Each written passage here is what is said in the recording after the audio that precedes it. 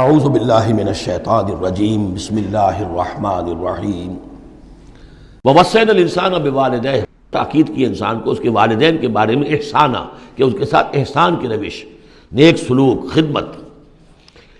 اور اس میں بھی خاص طور پر والدہ کا معاملہ جو ہے یہ سورہ بنی اسرائیل میں بھی ہے اور یہاں بھی ہے۔ وہاں بھی آیا تھا ووصینا الانسان بوالدیہ حملتہ امہ وہنا علی وہن وفصالہ فی عامین۔ تو والدین میں جو ہے والدہ کا حق فائق ہے والد کے حق پر، ویسے دونوں کے ساتھ حسن سلوک ہو، دونوں کا ادب ہو۔ وَإِمَّا يَبْلُغَنَّ عِندَكَ الْكِبَرَ أَحَدُهُمَا أَوْ كِلَاهُمَا فَلَا تَقُل لَّهُمَا أُفٍّ وَلَا تَنْهَرْهُمَا وَقُل لَّهُمَا قَوْلًا كَرِيمًا، یہ ہم پڑھ چکے ہیں۔ لیکن یہاں بھی اور وہاں بھی خاص طور پر والدہ کا، اس لیے کہ مشقت جو ہے پیدائش میں ساری کی ساری مشقت جو ہے ماں کی ہے، باپ کا کیا حصہ ہے؟ وہ تو ایک کوئی اس کی لذت کا لمحہ ہوتا ہے، وہ اس کے اندر اس نے وہ بوند ٹپکائی اور فارغ۔ اب وہ ساری مصیبت کون جھیل رہی ہے؟ وہ عورت جھیل رہی ہے، ماں جھیل رہی ہے۔ سارا پریگننسی کا دور جو ہے، اس میں ابتدائی دور جو ہے، اس میں اسے جی بتلا رہا ہے، الٹیاں آ رہی ہیں، چیزوں سے نفرت ہو رہی ہے۔ پھر جب بوجھل ہو گئی ہے، جسم بوجھل ہو گیا ہے، بوجھ اٹھائے ہوئے ہے، پھر وضع حمل کی مشقتیں ہیں، وہ درد ذیل ہے، پھر اس کو دودھ پلانا ہے 2 سال تک، اس کے جو اس کو گند ہے اس کو صاف کرنا ہے، پوتڑے دھونے ہیں۔ یہ سارے کام کون کر رہا ہے؟ ماں کر رہی ہے۔ باپ کا تو اس میں حصہ ڈائریکٹ نہیں، انڈائریکٹ ہے، کہ بہرحال وہ کمائی کرتا ہے، پرووائڈ کرتا ہے، یہ بات دوسری ہے۔ لیکن جو مشقت ماں کی ہے، اسی لیے حدیث میں آتا ہے کہ ایک صحابی نے حضور سے سوال کیا کہ میرے حسن سلوک کا سب سے اولین مستحق کون ہے؟ آپ نے فرمایا تمہاری والدہ۔ انہوں نے پوچھا پھر ان کے بعد کون؟ فرمایا پھر تمہاری والدہ۔ تیسری مرتبہ پھر کون؟ حضور پھر والدہ تمہاری۔ چوتھی مرتبہ جب اس نے پوچھا ان کے بعد کون، تو آپ نے فرمایا تمہارے والد۔ یعنی والدہ کا حق جو ہے وہ والد کے حق پر، یہ ہے اخلاقی حق۔ قانونی حق والد کا زیادہ ہے، اگر سیپریشن ہو جائے گی تو اولاد والد کی ہے، قانونی حق اس کا زیادہ ہے۔ لیکن اخلاقی حق، خدمت کا حق اور جنت جس کے پاؤں تلے ہے وہ باپ نہیں ماں ہے۔ جنت جو ہے وہ تو اس کے قدم تلے تحت اقدام الامہات۔ اس حوالے سے اخلاقی مقام جو ہے وہ عورت کا زیادہ ہے، ماں کا زیادہ ہے۔ فرمایا حملتہ امہ کرہا ووضعتہ کرہا، اس کی ماں نے اسے اٹھائے رکھا اپنے پیٹ میں تکلیف جھیل کر، اور پھر اس کو وضع حمل ہوا، اس کو جنا تکلیف کے ساتھ۔ وحملہ وفصالہ 30 شہرا، اور اس کا یہ حمل اور پھر دودھ پلانا یہ لگ بھگ جو ہے 30 مہینے ہوتے ہیں۔ حتی اذا بلغ اشدہ، یہاں تک کہ جب وہ اپنی پوری قوت کو پہنچتا ہے، بلوغت کو پہنچتا ہے۔ اور یہاں سے بلوغت سے مراد جو ہے وہ نفسیاتی بلوغت ہے، ذہنی اور نفسیاتی بلوغت۔ ایک جسمانی بلوغت ہوتی ہے، وہ تو 16 17 18 اس سال کے اندر آدمی جو ہے وہ پورا بالغ ہوتا ہے، لیکن جسمانی بلوغت نہیں۔ یہاں جو ہے 40 برس کا ذکر آ رہا ہے۔ حتی اذا بلغ اشدہ وبلغ 40 سنۃ، جب وہ 40 برس کا ہو جاتا ہے۔ سائیکولوجیکل میچورٹی جو ہے انسان کی وہ 40 برس کی ہے۔ یہی وجہ ہے کہ 40 برس ہی کی عمر میں جو بھی نبوت جو ہے وہ ملتی تھی، حضور کو بھی 40 برس کی۔ فلما بلغ 40 سنۃ حبب الیہ الخلاء فکان یخلو بغار حراء، ایک حدیث ہے بڑی پیاری جس کی راویہ ہیں ام المومنین حضرت عائشہ صدیقہ رضی اللہ تعالیٰ عنہ، جس میں فرمایا انہوں نے کہ حضور نے مجھے بتایا کہ جب میری عمر 40 برس کے قریب ہوئی تو مجھے خلوت گزینی محبوب ہو گئی، تنہائی میں بیٹھ کر، اور پھر آپ جا کر کئی دن کئی راتیں جو ہے غار حرا میں آپ تنہا رہتے تھے، خلوت گزینی، پھر وہیں پر وہی کا آغاز ہوا ہے۔ تو 40 برس کی عمر، اگرچہ استثناءات ہیں، حضرت یحییٰ کے بارے میں ہم پڑھ چکے ہیں سورہ مریم میں، آتیناہ الحکم صبیہ، بچپن ہی میں اللہ نے انہیں حکمت عطا فرما دی، اور ان کو جو بھی وہ میچورٹی ہے اللہ نے بہت ابتدائی عمر میں عطا فرما دی۔ حضرت عیسیٰ کا معاملہ بھی ایسا ہی ہے، لیکن عام قاعدہ قانون وہی ہے 40 برس کا۔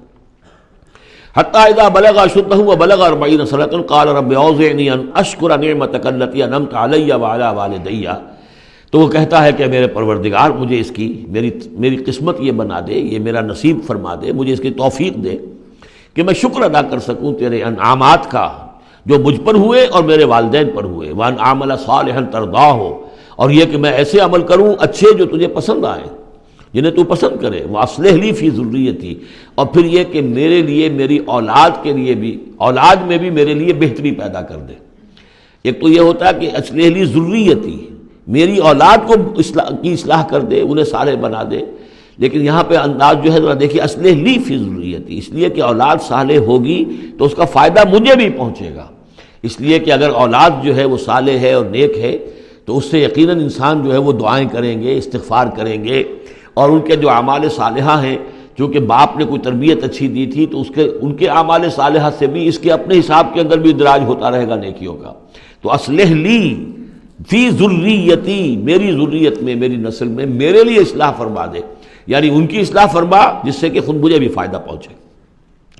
اسی بالکل یہی مفہوم ہے کہ جو ہم نے سورہ الفرقان میں پڑھا ہے، وَجْعَلْنَا لِلْمُتَّقِينَ اماما. مراد یہ کہ ہماری اولاد کو متقی بنا، تاکہ ان کی جو ہم از خود ان کے آگے چلنے والے ہیں، ان کے امام ہیں، وہ ہمارے فالوورز ہیں، ہمارے پیچھے چلنے والے ہیں. اور قیامت میں ایسا ہوگا، حشر میں آدمی اٹھیں گے اور ان کے پیچھے ان کی نسلیں چلی آ رہی ہیں، تو ہمارے پیچھے آنے والے ہیں وہ نیک ہوں، متقی ہوں. وَأَصْلِحْ لِي فِي ذُرِّيَّتِي إِنِّي تُبْتُ إِلَيْكَ، میں تیری جناب میں توبہ کرتا ہوں، رجوع کرتا ہوں. وَإِنِّي مِنَ الْمُسْلِمِينَ، اور یقیناً میں تیرے فرما برداروں میں سے ہوں. اولئک الذین نتقبل عنہم احسن ما عملوا، یہ وہ لوگ ہیں جن سے ہم ان کے بہترین اعمال قبول فرمائیں گے. ونتجاوز عن سیئاتہم، اور اگر کوئی خطائیں ہوں گی، کوئی چیز ان کے اندر کمزوری کا پہلو بھی ہوگا، ہم اس سے درگزر فرمائیں گے. فی اصحاب الجنہ، اور پھر یہ اصحاب الجنہ میں ہوں گے، جنت والوں میں شامل ہو جائیں گے. وعد الصدق الذی کانوا یوعدون، یہ سچا وعدہ ہے جس کا کہ ان سے وعدہ کیا جاتا تھا. اب اس کے برعکس سے کردار ہے، یہ تو یہ کہ ایک صالح بیٹا ہے، اور وہ جب اپنی پوری میچورٹی کو پہنچا ہے اور بلوغ کو پہنچا ہے نفسیاتی اور ذہنی اعتبار سے، تو اس کا طرز عمل تو یہ ہے جو آگے ہے. رب اوزعنی ان اشکر نعمتک التی انعمت علی وعلی والدی وان اعمل صالحا ترضاہ واصلح لی فی ذریتی. ایک دوسرا برعکس کردار ہے، والذی قال لوالدیہ اف لکما اتعداننی ان اخرج وقد خلت القرون من قبلی.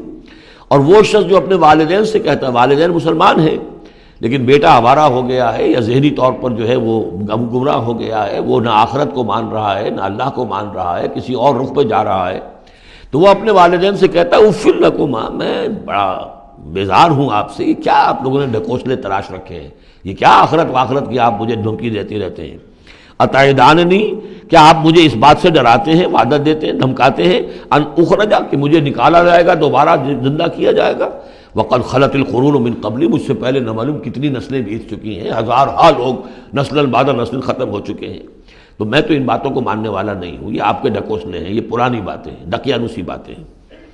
وہما یستغیثان اللہ ویلک آمن، اور وہ دونوں ماں باپ جو ہیں بیچارے وہ نیک، وہ دعائی دے رہے ہیں اللہ کی کہ اللہ کے بندے، ویلک، تباہی ہو تیری، خرابی ہو تیری، آمن، ایمان لا، مان ان باتوں کو.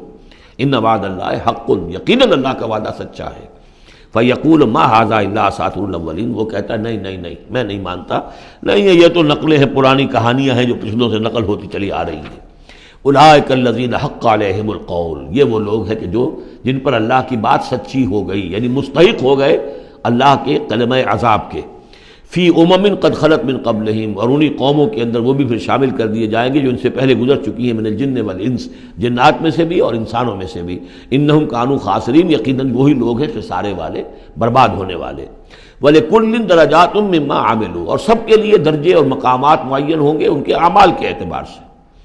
وَلِيُوَفِّيَهُمْ، اور تاکہ اللہ تعالیٰ پورا ان کے اعمال، وَلِيُوَفِّيَهُمْ أَعْمَالَهُمْ وَهُمْ لَا يُظْلَمُونَ، پورا ان کو دے دے گا ان کے اعمال کا بدلہ، اور ان پر کوئی ظلم نہیں ہوگا، کوئی حق تلفی نہیں ہوگی. وَيَوْمَ يُعْرَضُ الَّذِينَ كَفَرُوا عَلَى النَّارِ، اور جس دن کہ یہ کافر پیش کیے جائیں گے آگ پر، اور اس وقت ان سے کہا جائے گا اذهبتم طیباتکم فی حیاتکم الدنیا واستمتعتم بها، دیکھو بھائی تم نے اپنے جو مزے لینے تھے، لوٹنے تھے، عیش کرنے تھے، وہ تم دنیا کی زندگی میں کر چکے ہو. تم نے وہاں حرام خوریاں کی، حلال اور حرام کی تمیز کو ختم کیا، تم نے وہاں عیش کیے. اذهبتم طیباتکم، اپنی مزے کی چیزیں جو ہیں وہ تم لے جا چکے.